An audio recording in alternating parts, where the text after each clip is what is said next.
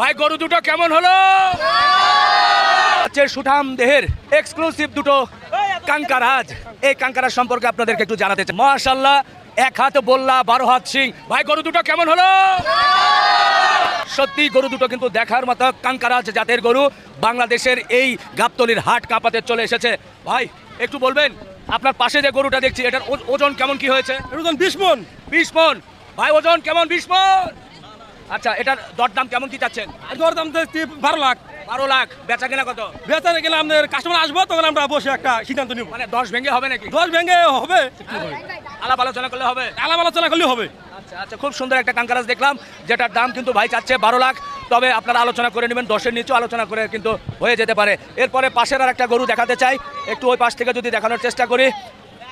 আমার আসলে ক্যামেরায় আমি জানি না আপনারা কেমন দেখছেন, কারণ প্রচুর সাধারণ মানুষ কিন্তু এখানে চলে এসেছে। এই যে মুরব্বী, একটু বলেন এটার ওজন কেমন কি হতে পারে? 21 মণ।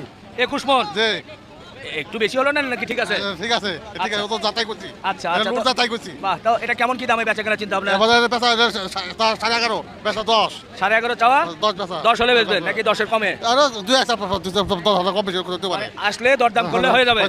আচ্ছা আচ্ছা, ঠিক আছে।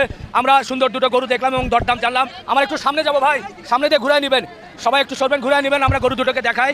এই যে দেখেন, মাশাআল্লাহ, সত্যি এই গাবতলী হাট কিন্তু কাঁপাতে চলে এসেছে। আস্তে আস্তে ঘুরান, চলো।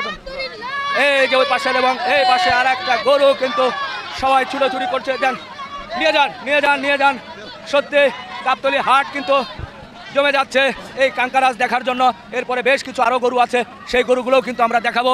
এই কাঙ্কারাজের প্রথম যেটা সৌন্দর্য সেটা হচ্ছে লম্বা লম্বা শিং।